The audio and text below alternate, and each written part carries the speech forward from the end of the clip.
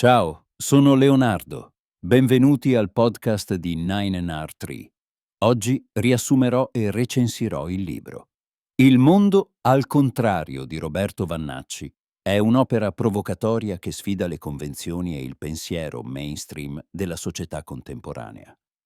Questo libro offre un'analisi penetrante e critica degli ideali dominanti, degli stereotipi e dei dogmi che caratterizzano la nostra esistenza quotidiana. Vannacci, attraverso una narrazione incisiva e provocatoria, invita il lettore a riflettere su temi scomodi e spesso trascurati, mettendo in discussione ciò che consideriamo normale o accettabile. Il suo approccio equilibrato e diretto rende l'opera accessibile a tutti, stimolando il dibattito e la riflessione su questioni che sono essenziali per una comprensione più profonda del mondo in cui viviamo.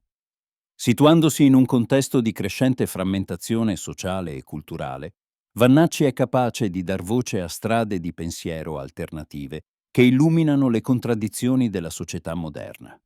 La sua scrittura è incisiva e carica di passione, rendendo questo libro non solo informativo, ma anche coinvolgente e provocatorio. JT darò i punti chiave di questo libro. Primo, critica ai dogmi della società moderna. In questo capitolo Vannacci si impegna a smontare i dogmi e le certezze che governano la nostra società. L'autore analizza le credenze comuni, portando esempi di come spesso queste siano costruite su fondamenta fragili e senza una vera base di realtà. Il suo intento è di invitare i lettori a mettere in discussione ciò che considerano verità assolute e a considerare la possibilità di punti di vista alternativi.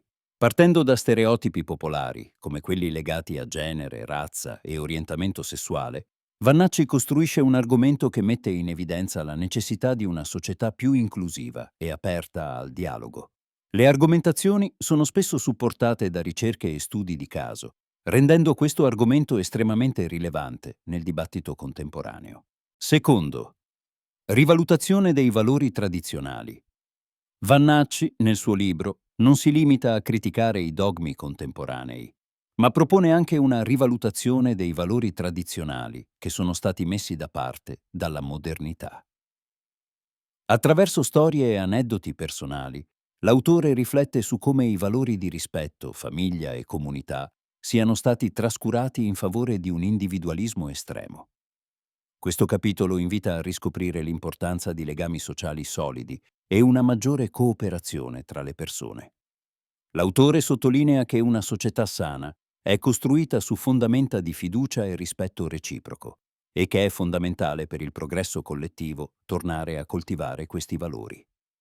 La narrativa di Vannacci è emozionante e coinvolgente, costringendo i lettori a considerare il costo sociale della moderna spersonalizzazione. Terzo, il potere delle narrazioni alternative. In questo elemento centrale del libro, Vannacci esplora il potere delle narrazioni alternative e come queste possano offrire nuove prospettive alternative alle verità comunemente accettate. Propone l'idea che ogni persona abbia una storia unica e che queste storie, quando raccontate e condivise, possano abbattere barriere e portare a una maggiore comprensione tra le diverse culture e comunità. L'autore invita i lettori a esplorare e ascoltare queste narrazioni alternative, suggerendo che esse possano servire come veicolo per il cambiamento sociale.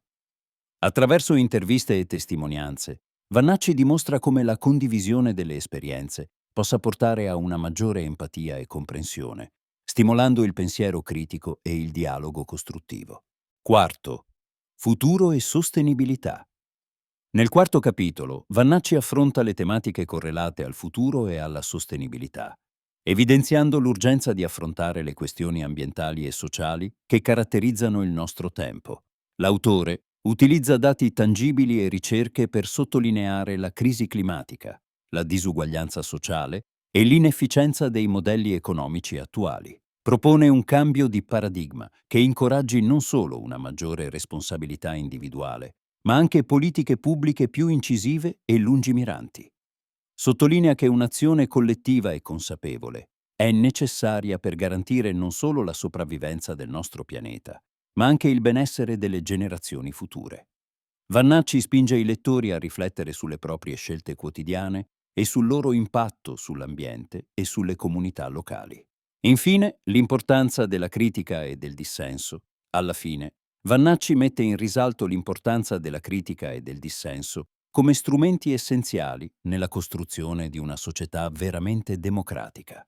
In questo capitolo esplora come la critica costruttiva possa favorire il progresso e stimolare il cambiamento.